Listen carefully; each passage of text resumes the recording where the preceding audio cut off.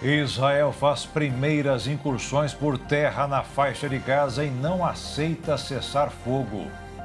Presidente Lula fala com brasileiros por videoconferência e reafirma esforços para tirar todos da zona de conflito.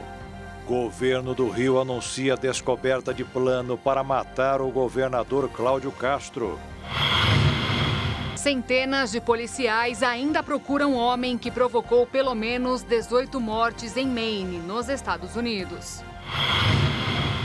STF autoriza bancos a retomarem imóveis de devedores sem autorização da Justiça. Estudantes reclamam que muitos locais das provas do Enem ficam longe demais de casa. Um novo estudo revela que apenas 20 minutos de exercícios por dia combatem o sedentarismo de quem fica 12 horas sentado na cadeira. E mães de crianças autistas decidem criar um blog com orientações sobre um problema que afeta 70 milhões de pessoas no mundo. Agora no Jornal das 22.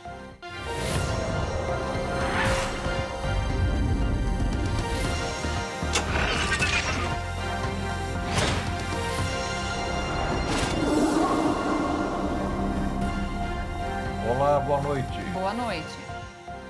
Israel fez incursões com tanques no território de Gaza. Segundo o governo de Tel Aviv, foi um preparativo para uma operação em maior escala.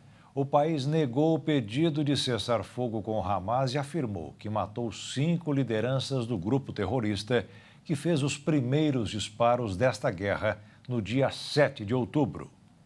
As forças de Israel anunciaram ter feito uma operação por terra na faixa de Gaza, que foi conduzida para atacar posições do Hamas e eliminou diversos tipos de alvos, como células terroristas, infraestruturas e postos de lançamento de mísseis antitanque. A justificativa do exército israelense para esse avanço terrestre intenso está ligada principalmente com a preparação para as próximas fases do combate.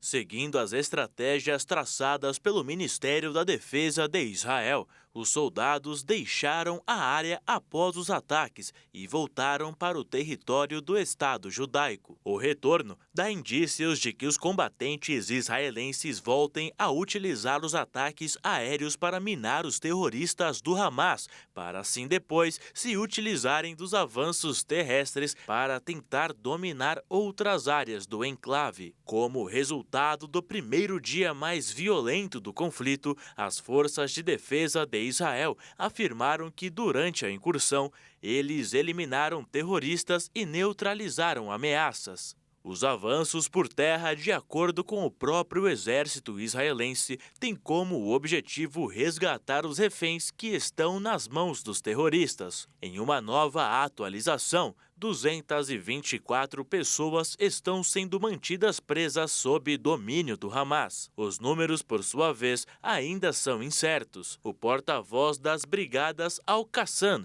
o braço armado do Hamas, Abu Obeida, informou que, até o momento, o número estimado de reféns mantidos pelo Hamas mortos em Gaza pelas explosões chegou a 50. O porta-voz não deu nenhum detalhe a mais sobre essa situação. As agências internacionais que cobrem o conflito de perto também não conseguiram apurar a veracidade da informação. Contudo, a incursão terrestre pode ser mais difícil do que o imaginado por Israel. Isso porque alguns fatores, como o território, a população civil e a geopolítica, podem tornar traumático o acesso em definitivo a Gaza. Os especialistas alertam que as tropas de Israel podem enfrentar alguns dos combates mais intensos de rua desde a Segunda Guerra Mundial, em outras áreas densamente povoadas da Palestina. Fogo pesado vindo dos telhados e apartamentos, projéteis perfurantes explodindo transportadores de tropas e até mesmo a falta de comida e água para sustentar uma longa guerra pode ser fatores cruciais para uma difícil missão para os combatentes israelenses. Os especialistas ponderam ainda que a liderança do Hamas teve anos para se preparar para a batalha em Gaza, incluindo nas ruas da cidade, onde tanques e munições precisas podem ser superadas por táticas de guerrilha. Com isso, a guerra poderá ter novos capítulos catastróficos. Gaza é uma área altamente urbanizada, com o Hamas profundamente enraizado no local, e dificilmente as promessas do primeiro-ministro de Israel, Benjamin Netanyahu, de acabar com o grupo podem ser frustradas. Em meio a tantas mortes e destruições, a passagem de Rafah, na fronteira do Egito com a faixa de Gaza, voltou a ser aberta para a entrada de 12 caminhões com ajuda humanitária. E os brasileiros da região receberam uma ajuda em dinheiro do Escritório de Representação do Brasil em Ramallah, na Cisjordânia, para comprar mantimentos e garantir a sobrevivência.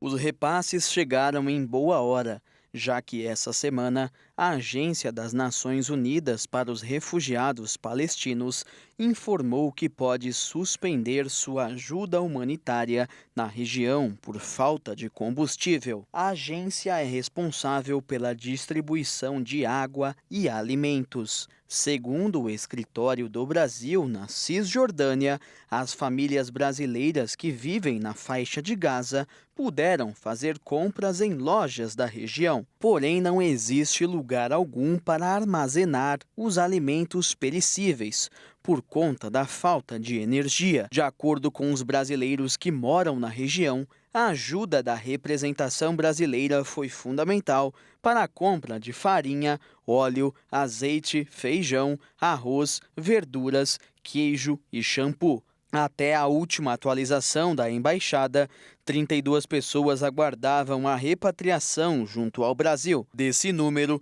22 eram brasileiras, 7 palestinos em processo de imigração e 3 palestinos que querem acompanhar seus parentes próximos. E não foram só os brasileiros que respiraram mais aliviados nesta quinta-feira. Todos os moradores da faixa de Gaza comemoraram a abertura da passagem de Rafah, na fronteira do Egito com a faixa de Gaza. A liberação da fronteira foi negociada pelo presidente dos Estados Unidos, Joe Biden, durante uma visita oficial a Tel Aviv. Essa é a única passagem que não está sob o controle do governo israelense. Por lá, passaram 12 caminhões com mantimentos e equipamentos básicos. Desde o início da guerra, veículos carregados com toneladas de água, comida e medicamentos foram autorizados a descarregar ao lado palestino. Porém, a maior parte da ajuda enviada por diversos países segue bloqueada na região da fronteira egípcia. De acordo com a ONU, para suprir a demanda de Gaza, pelo menos 100 caminhões deveriam passar diariamente na região. Mas a entrada fica difícil,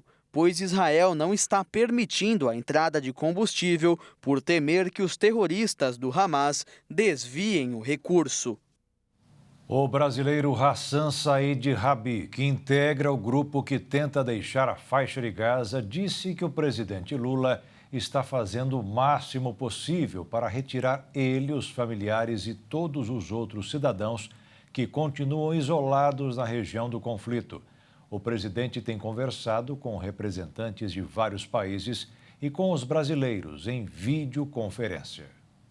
Segundo o comunicado da Secretaria de Comunicação da Presidência da República, o presidente Lula participou de 2 videoconferências nesta quinta-feira. A primeira, então, ele conversou com familiares de pessoas que não têm nacionalidade brasileira e disse que o Brasil está à disposição em relação à ajuda humanitária. Ele também demonstrou preocupação na demora do cessar-fogo e também daquelas pessoas que estão sendo feitas de reféns ali pelo Hamas. Já no segundo contato, então, o presidente conversou com brasileiros que estão ali na faixa de Gaza e familiares também. Eles relataram questões bastante comoventes, ao chefe do Executivo Nacional. Primeiro, eles relataram escassez, não só de água, mas também de alimentos e os constantes bombardeios. O que eles também percebem que, na maioria dos casos, quem mais tem morrido são justamente ali crianças. Lembrando, inclusive, que o presidente Lula tem falado constantemente, ali em diálogo, claro, com o Palácio do Itamaraty, sobre a discussão, as negociações com o Egito para poder liberar o corredor o quanto antes humanitário para poder trazer esses brasileiros que estão ali na faixa de Gaza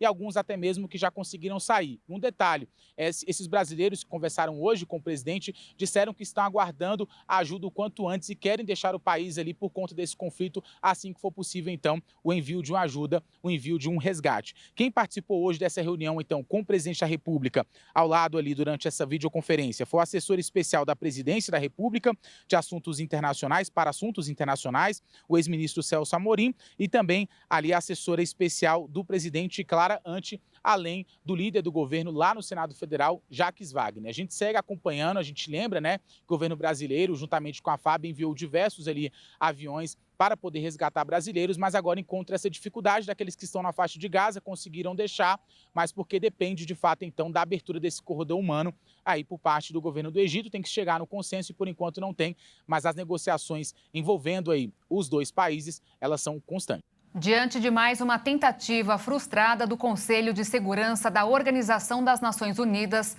de aprovar uma resolução sobre o conflito no Oriente Médio, diplomatas afirmaram que integrantes do grupo passaram a discutir como evitar o chamado veto cruzado entre Estados Unidos e Rússia e assim conseguir passar um texto. A diplomacia brasileira articula uma 5ª proposta de resolução sobre a guerra no Oriente Médio para ser analisada no Conselho da ONU.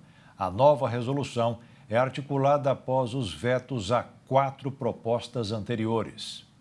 O ministro das Relações Exteriores do Brasil, Mauro Vieira, defendeu que a resolução deve conter todas as exigências dos 15 membros do Conselho. Sobre o direito à autodefesa de Israel, exigência feita pelos Estados Unidos para aprovar uma resolução, Mauro Vieira respondeu que é preciso que esse direito de defesa seja exercido dentro do direito internacional. Israel tem sido acusado de não respeitar o direito humanitário internacional nas suas ações militares na faixa de Gaza, como destacou o secretário-geral da ONU, Antônio Guterres, na sessão do Conselho de Segurança da ONU na última terça-feira. Na semana passada, o Conselho também analisou uma proposta de resolução apresentada pelo Brasil. O texto, entre outros pontos, previa a abertura de corredores humanitários na região para que as pessoas possam deixar Israel e Gaza pelo Egito e retornarem a seus países de origem. Obteve os votos favoráveis de 12 dos 15 integrantes do Conselho,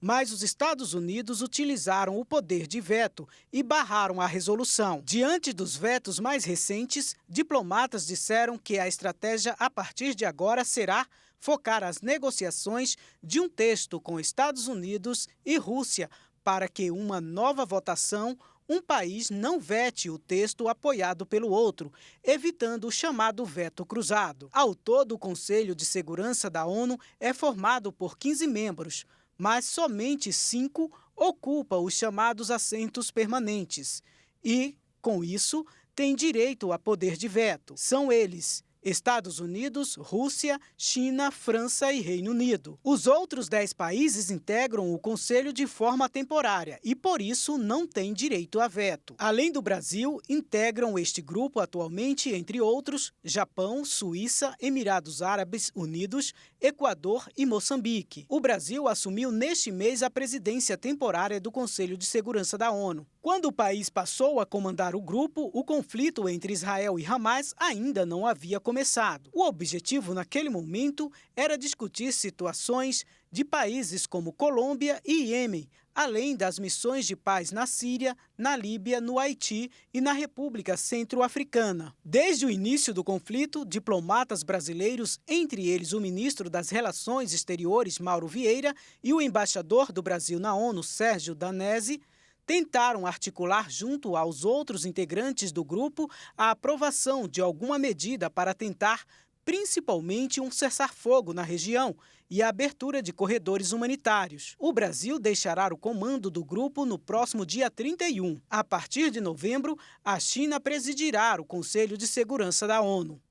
E a seguir, reforma tributária, que deverá ser aprovada até o fim do ano, não tem espaço para redução de impostos. E ainda, STF autoriza bancos a retomarem imóveis de devedores sem autorização da Justiça.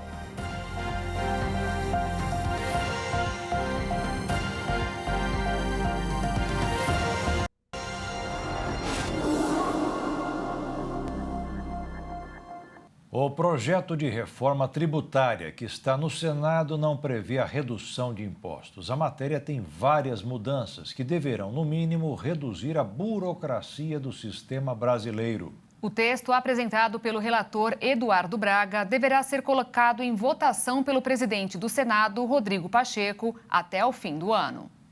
Rodrigo Pacheco e Eduardo Braga trabalham dentro da mesma expectativa, concluir a votação da proposta de emenda à Constituição que trata da reforma tributária em novembro.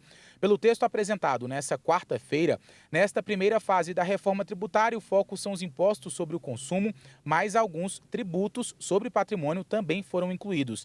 É o caso de imposto sobre transmissão, causa-mortes e doação ITCMD, do imposto sobre a propriedade de veículos automotores IPVA.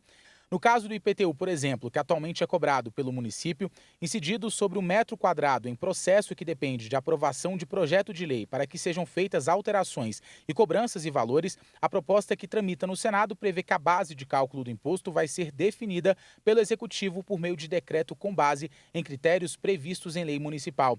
Já em relação ao IPVA, que hoje é cobrado de veículos terrestres pelos estados e o Distrito Federal, e as alíquotas já são progressivas na maioria dos estados, passaria a incidir sobre veículos aquáticos e aéreos, incluindo meios como iates, jet ski e pequenas aeronaves. Também traz a possibilidade do imposto ser progressivo em razão do impacto ambiental.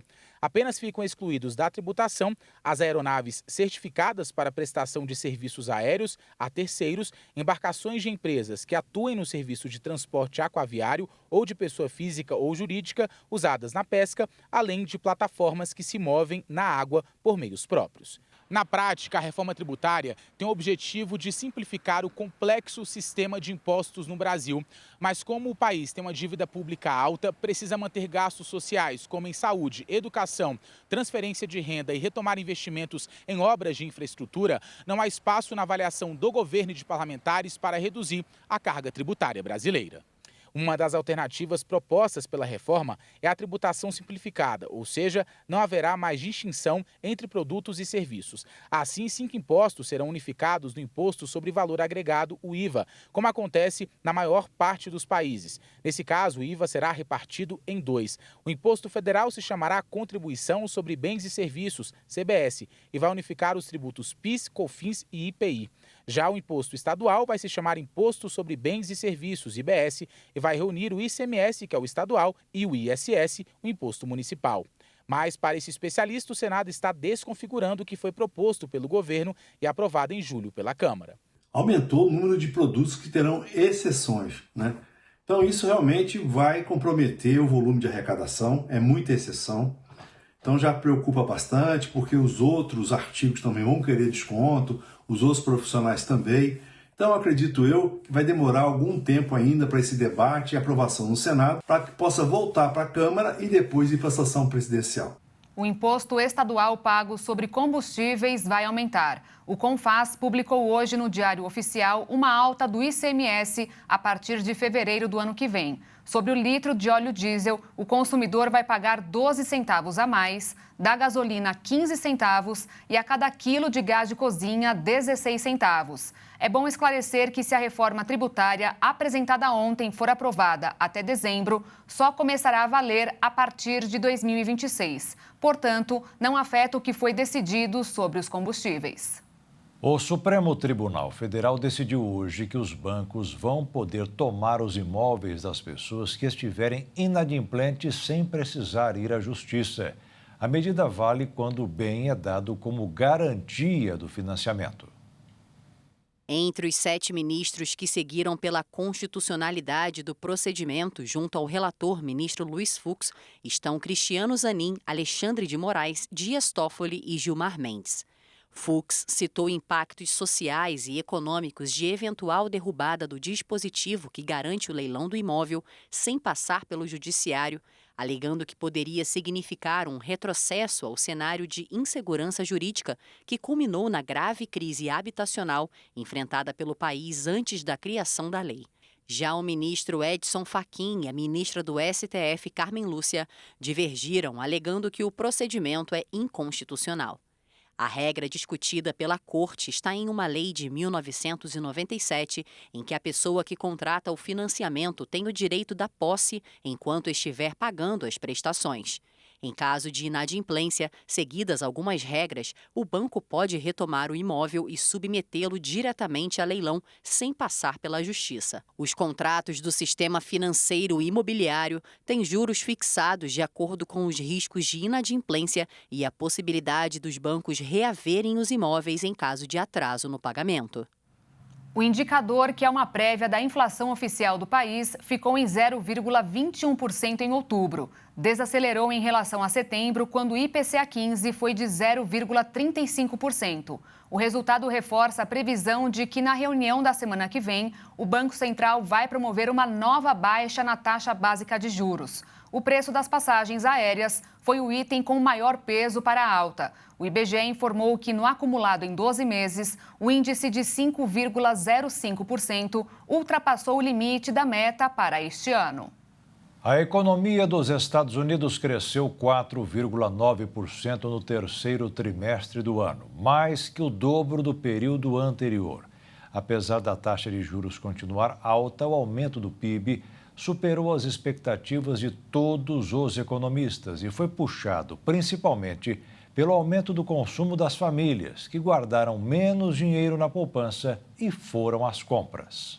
No mercado financeiro, os investidores repercutiram o resultado prévio do Produto Interno Bruto dos Estados Unidos e os novos dados do IPCA 15, que é considerado a prévia da inflação oficial do Brasil.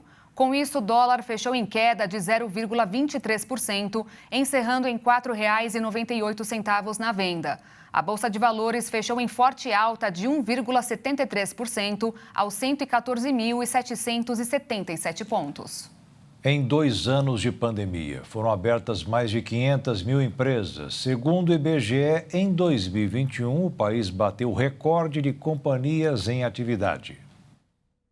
O Brasil registrou em 2021 o terceiro ano seguido com saldo positivo na abertura de empresas no país. De acordo com o IBGE, no segundo ano da pandemia havia no país 5.196.000 companhias, um recorde de empresas privadas em atividade.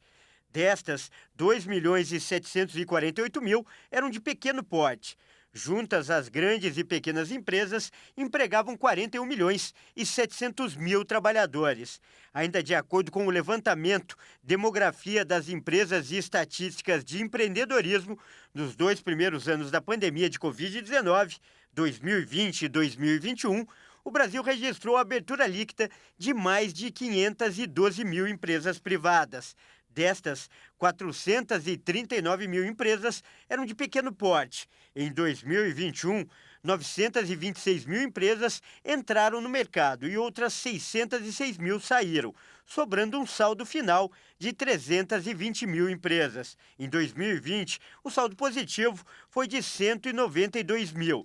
O Instituto esclarece que entre os motivos que podem ter contribuído com esse resultado estão incentivos do governo a empresas durante a crise sanitária e mudanças recentes na metodologia de cálculo do levantamento do Instituto.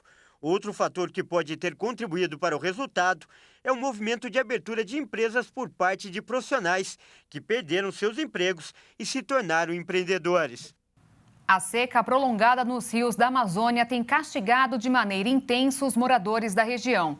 Além disso, a falta de chuva tem impactado na economia, já que a seca atrapalha os transportes de produtos da Zona Franca de Manaus a outras áreas do país. Os especialistas acreditam que essa dificuldade pode impactar os descontos da Black Friday deste ano.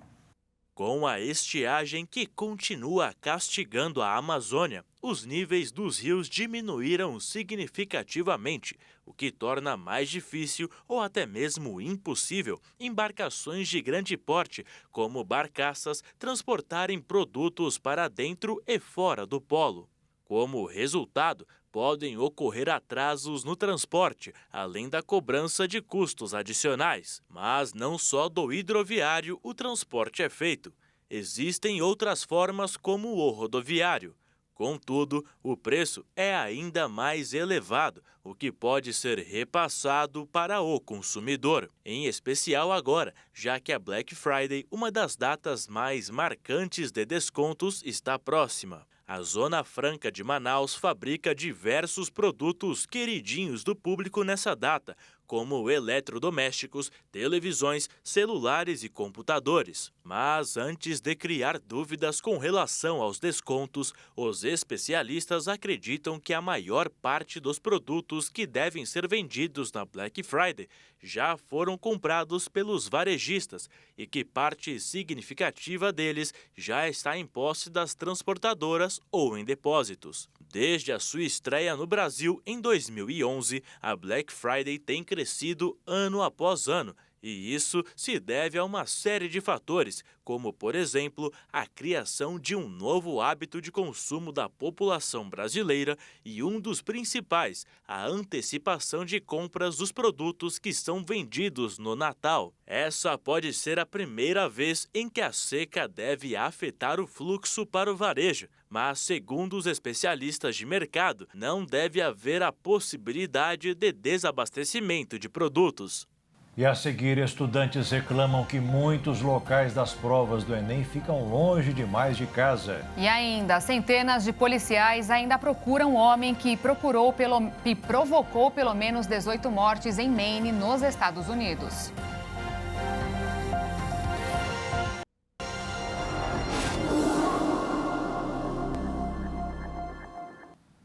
A Polícia Civil descobriu um plano de atentado contra Cláudio Castro, governador do Rio de Janeiro, sua esposa e seus 2 filhos. A declaração de Cláudio Castro, onde ele afirmou caçar os maiores criminosos do estado, parece ter colocado sua vida em risco e o deixado na mira da milícia carioca.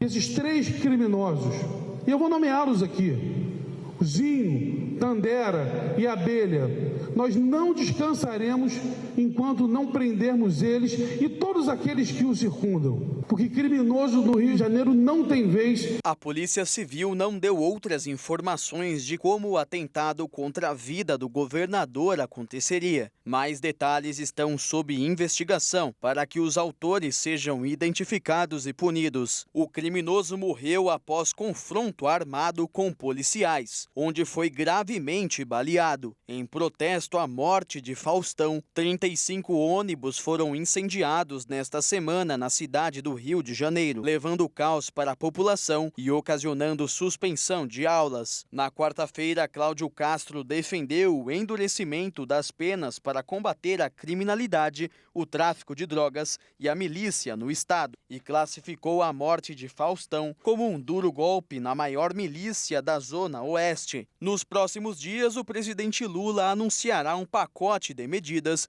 para reforçar a segurança pública do Rio de Janeiro. As medidas ainda estão em discussão no governo federal, porque a responsabilidade sobre a segurança pública é do governo estadual. Entre as ações do governo federal estão inclusas a participação dos militares. Além disso, 20 agentes da Polícia Federal serão deslocados para reforçar a corporação no estado. Por outro lado, o governador Cláudio Castro vem sofrendo pressão da bancada do Rio de Janeiro na Câmara dos Deputados para divulgar um plano de segurança pública para o estado. O número de mortes cometidas por policiais militares em serviço no estado de São Paulo aumentou 86% no terceiro trimestre deste ano, quando comparado ao mesmo período do ano passado. Os dados divulgados hoje pela Secretaria da Segurança Pública mostraram que eles estiveram envolvidos em 106 mortes, quase o dobro do registrado em 2022. A SSP afirmou que a alta não foi causada pela atuação policial, mas sim pela ação dos criminosos que buscam o confronto. O Exército começou a aplicar punições aos investigados por envolvimento no sumiço das 21 metralhadoras do Arsenal de Guerra em Barueri, Grande, São Paulo. 17 militares estão presos administrativamente desde ontem por não terem fiscalizado e conferido os armamentos no início de setembro, quando desapareceram. Eles devem ficar detidos de 1 a 20 dias, dependendo da ocupação, porque não são suspeitos pelo roubo. Em paralelo, também foi pedido à Justiça Militar a prisão preventiva de 6 suspeitos de participação direta no furto. No grupo de 17 militares detidos, há 2 tenentes-coronéis que ficarão presos por 20 dias. Um major e um capitão ficarão presos por 10 dias. Há também oficiais com patentes de subtenente a tenente, em sua maioria. Militares de carreira devem cumprir punição de 5 dias, enquanto temporários ficam detidos por apenas 1 dia. Entre os 6 militares suspeitos de participarem diretamente do furto das 13 metralhadoras calibre .50 e das 8 metralhadoras 762, há um cabo que é investigado por ter transportado todo o armamento desviado usando um carro oficial que pertencia ao então diretor do quartel. A intenção seria de negociar as armas com facções criminosas. O Exército suspeita que o desvio das armas tenha começado no feriado de 7 de setembro, quando a energia elétrica do quartel foi cortada e houve um apagão, que desativou inclusive as câmeras de segurança do local. De acordo com uma reportagem do portal G1, depois do roubo, os suspeitos teriam religado a luz. Um dos cadeados do arsenal foi rompido e trocado por outro. Um lacre da inspeção também teria sido adulterado para tentar enganar a fiscalização. Ainda segundo o portal, foram encontradas impressões digitais dos militares em quadros de energia e na sala de armas. As armas desviadas foram fabricadas entre as décadas de 1960 e 1990. Passariam por uma avaliação, mas eram consideradas já praticamente descartadas pelo Exército, porque não estariam funcionando plenamente e a manutenção deste tipo de armamento é alta. Até agora, 17 das 21 metralhadoras foram recuperadas. Na semana passada, 8 foram encontradas no interior de um carro abandonado no Rio de Janeiro. Outras 9 foram achadas deixadas num lamaçal em São Roque, no interior de São Paulo. 4 seguem desaparecidas. A Polícia Estadual do Maine, nos Estados Unidos, está em busca do homem que atirou contra civis em 3 pontos da cidade de Lewiston na noite de ontem. Os tiroteios causaram terror e a morte de 18 pessoas e feriram mais de 50. De acordo com o jornal local de Lewiston, o San Giorno Robert Card, de 40 anos, é instrutor e treinador em armas de fogo. A polícia acredita ainda que ele é militar da reserva do Exército dos Estados Unidos. Robert relatou recentemente problemas de saúde mental, passou a ouvir vozes e ameaçou atirar na base da Guarda Nacional da cidade de Seiko. A polícia afirmou que depois das ameaças, ele passou cerca de 2 meses em um centro clínico de apoio à saúde mental. Pouco depois, as equipes de emergência receberam chamados para outro tiroteio a cerca de 6 quilômetros de distância do primeiro local, o Bar James, na Lincoln Street. Houve ainda relatos de um terceiro ataque. No entanto, o porta-voz da polícia de Lewiston afirmou que não houve feridos no local, que fica a 2 quilômetros do bar, segundo o local que Robert atacou. A Prefeitura de Lewiston emitiu o alerta geral para os moradores da cidade e pediu que a população se abrigasse. As escolas foram fechadas nesta quinta-feira, assim como a Câmara Municipal da cidade. Vários estudantes inscritos para o Enem deste ano estão reclamando dos locais da prova para onde foram escalados pelo Instituto Nacional de Estudos e Pesquisas Ambientais Anísio Teixeira. Existem até relatos de quem vai ter que fazer uma viagem de 66 quilômetros para fazer a prova. Mas o INEP prometeu analisar a situação. Alguns inscritos disseram que foram alocados em escolas muito distantes dos locais onde eles afirmam ter pedido para realizar as provas, que serão aplicadas nos dias 5 e 12 de novembro. E aí o INEP disse em nota que adotará todas as medidas necessárias para que os participantes façam as provas dessa edição de acordo com as previsões estabelecidas nos normativos que regulam a aplicação do exame.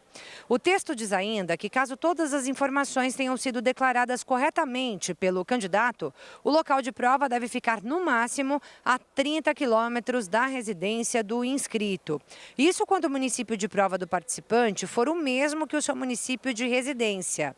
Agora, no caso de não haver aplicação naquela cidade, o aluno é alocado para fazer a prova em alguma escola localizada na área central do município mais próximo.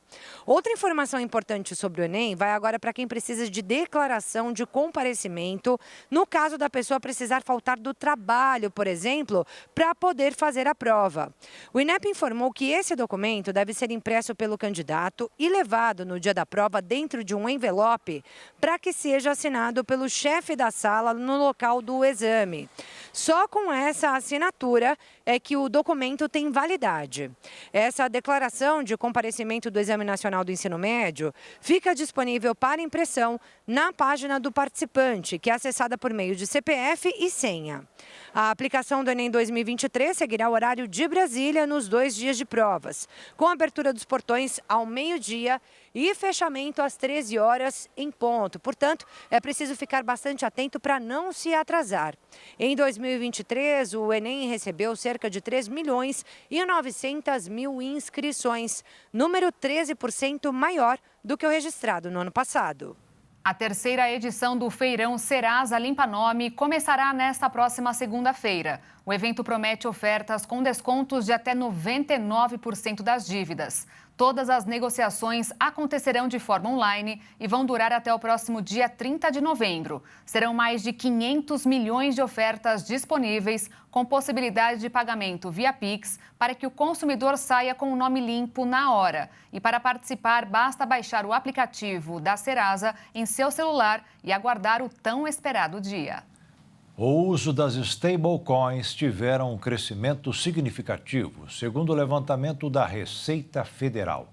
Elas são criptoativos que, ao contrário das outras bitcoins, costumam manter paridade com moedas ou cesta de moedas oficiais ou com ativos.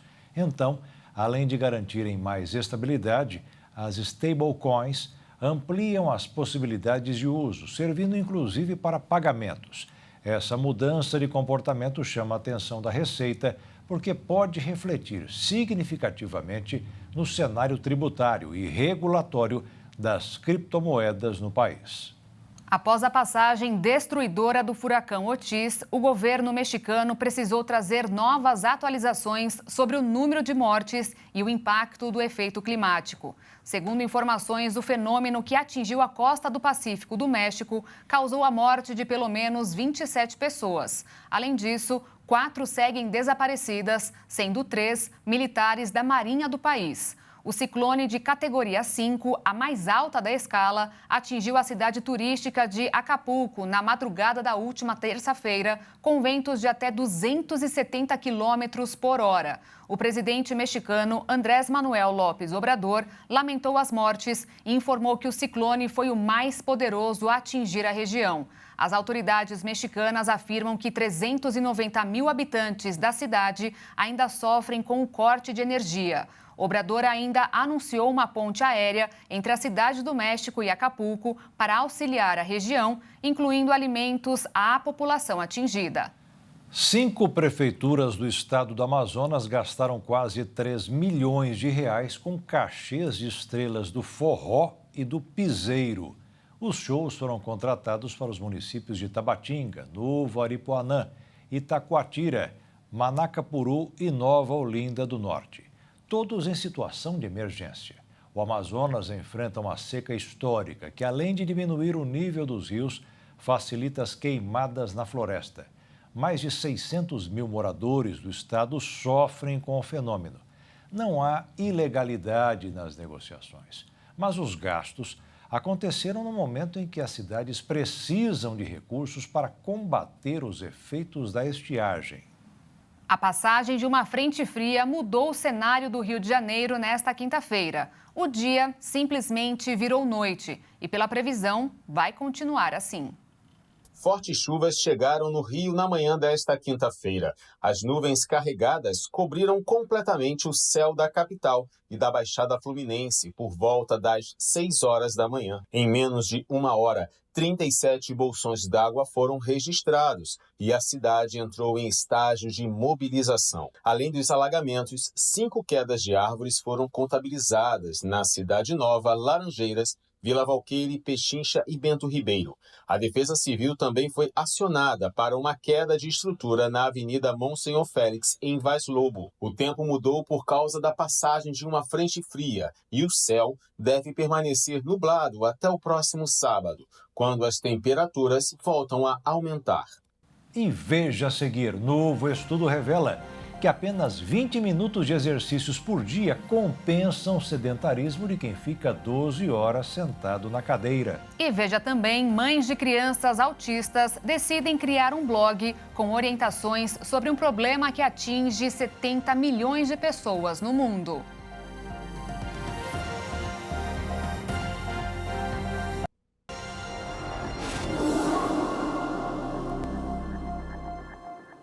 A Agência Nacional de Vigilância Sanitária, Anvisa, apreendeu pelo menos 2 lotes falsificados de Ozempic, indicado para o tratamento de diabetes tipo 2. No começo da semana, o mesmo fato aconteceu na Áustria, onde foi emitido um alerta depois da internação de várias pessoas com pouco açúcar no sangue, o que pode causar confusão mental, palpitações e até convulsões.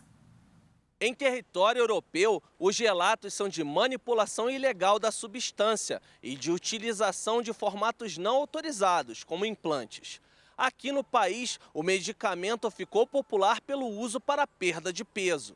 As medidas de fiscalização foram publicadas no Diário Oficial da União em junho e outubro deste ano. Os lotes apreendidos pela Anvisa são o MP5C960 e o LP6F832. Em relação ao primeiro, a agência informa que foi notificada pela farmacêutica Novo Nordisk, que identificou unidades com concentração da substância e o idioma da embalagem diferentes do original. Apenas o lote com a concentração de 1 miligrama e com rótulo em espanhol foram apreendidos. O grupo mais recente, o LP6F32, também foi detectado pelo fabricante, que notificou a Anvisa na semana passada. Mas neste caso, a Novo Nordisk não reconhece a existência do lote, o que faz com que qualquer produto da leva seja considerado falsificado. A farmacêutica afirma ainda que 2 outros lotes falsificados que foram identificados na Europa,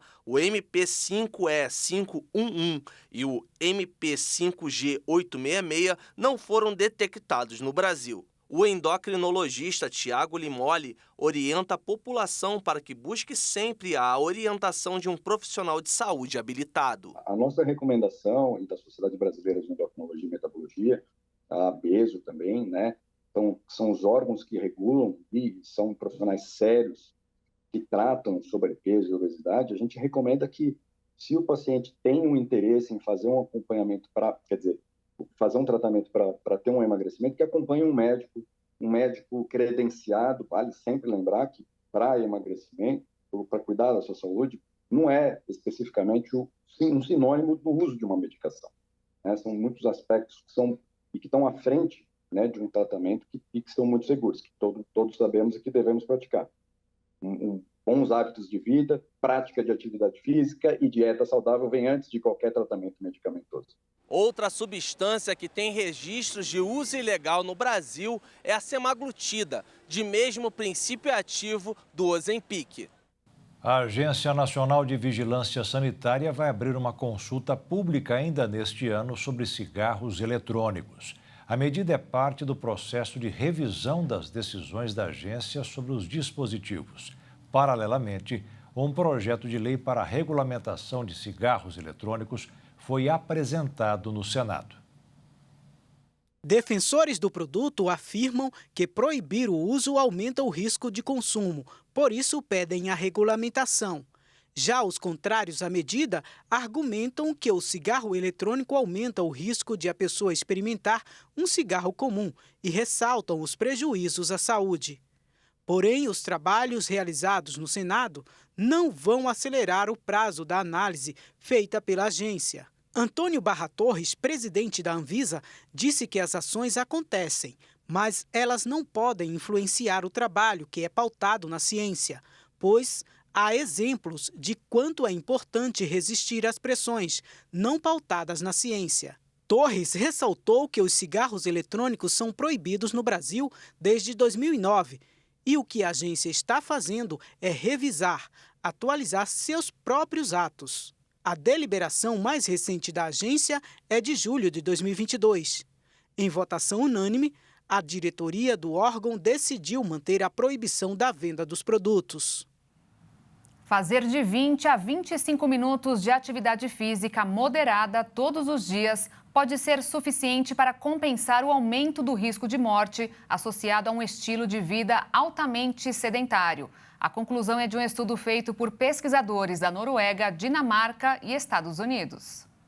Dados apresentados pela pesquisa mostraram que pessoas que ficam sentadas ou deitadas por mais de 12 horas possuem uma chance maior de morrer por complicações do sedentarismo em 40%, em comparação com aqueles que sentam ou deitam 8 horas por dia. Mas essa regra muda quando as pessoas fazem pelo menos 22 minutos diários de exercícios físicos, moderadamente ou intensamente, como andar de bicicleta, correr, caminhar rápido e até subir escadas. De acordo com especialistas, a atividade física tem efeito na longevidade e na qualidade de vida, porque influencia em fatores metabólicos como o controle da glicose e da pressão, além de ter impacto no humor, reduzir a ansiedade e o estresse.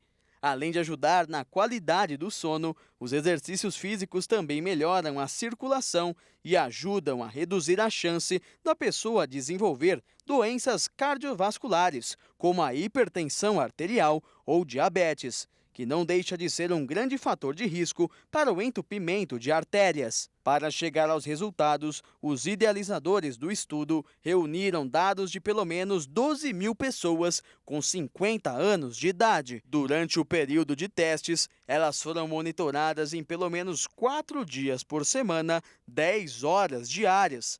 Tudo isso registrado em alguns rastreadores de atividades e monitoradas por pelo menos 2 anos. A pesquisa também mostrou que quanto maior o sedentarismo, mais esses 22 minutos de atividade física vão reduzir a mortalidade. E quanto maior o tempo de exercício diário, melhor para a saúde. A China lançou nesta quinta-feira a missão Shenzhou 17, com 3 jovens astronautas rumo à Estação Espacial Tiangong, em uma nova etapa de seu programa, que pretende enviar pessoas à Lua até 2030. O foguete Longa Marcha 2F, que transportava a nave Shenzhou 17, decolou com sucesso do centro de lançamento de satélites de Jiuquan, na região noroeste da China, com a tripulação de astronautas mais jovem desde a construção da Tiangong. O capitão da equipe é Tang Hongbo, de 48 anos, que retorna pela primeira vez a Tiangong. Ele é acompanhado por Tang Shengjie, de 33, e Jiang Xinlin, de 35 anos, ambos em sua primeira viagem espacial. A tripulação tem a menor média de idade da história das missões espaciais chinesas, 38 anos. Os integrantes da missão anterior, Shenzhou 16, estão há 5 meses na estação Tiangong e se preparam para receber o novo trio antes de retornar para a Terra na próxima semana. A segunda maior economia do mundo investiu bilhões de dólares no programa administrado pelas Forças Armadas para tentar alcançar o mesmo nível dos Estados Unidos e da Rússia. Como parte da estratégia, Pequim planeja enviar uma missão tripulada à Lua em 2030 e deseja construir uma base na superfície do satélite da Terra. Em um mundo cada vez mais inclusivo, pais e autistas encontraram dificuldades todos os dias para viverem pequenas experiências. Por isso, uma mãe e 2 amigas se juntaram para montar um podcast para falar sobre o autismo. Felipe, como é que é o nome da Pro? O meu nome, como é que é? Fala. O meu nome. O nome da Pro. Tati. Tati. Muito bem! Levar a criança para cortar o cabelo pode ser uma tarefa corriqueira para alguns pais, mas para Tainá e para o Diogo foi um momento muito especial, pois em 5 anos foi a primeira vez que seu filho Felipe aceitou passar por esse desafio.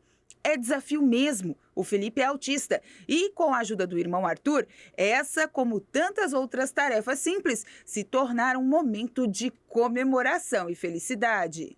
Trazer ele, a gente trabalhou isso muito na terapia, né? Não é uma coisa do dia pra noite. Então, a gente trabalhou muito na terapia, corte com massinha, o barulho da máquina. Ele foi com o pai ver o pai cortar o cabelo. E nessa primeira vez, a gente levou ele com o Arthur, com o irmão. Então, ele viu o irmão dele, que é 2 anos mais velho, cortando, e aí ele foi. E a gente ficou muito feliz, porque, como eu disse, parece uma coisa simples do cotidiano, do dia a dia, mas para nós que lidamos com esses passinhos de formiga, foi muito, muito legal. De acordo com a Organização Mundial da Saúde, 70 milhões de pessoas têm autismo no mundo. E para ajudar pais e cuidadores que estão passando por esse momento de terem um laudo dos seus filhos, a Tainá resolveu com mais 2 profissionais a criar um podcast, onde lá eles vão ajudar a trazer informações para que esses pais também sejam acolhidos e tenham muitas dúvidas sanadas no meio desse mundo de incertezas e ainda muita descoberta. A gente pensou, por que não trazer mães, trazer profissionais para falar sobre autismo, para trazer suas experiências, e foi isso que a gente buscou fazer com o podcast, né? Então, o podcast está aí faz uns 3 meses, ainda está de início, mas a gente já trouxe neuro, a gente já trouxe um adulto autista, né, que é o Marcos Petri, que foi incrível.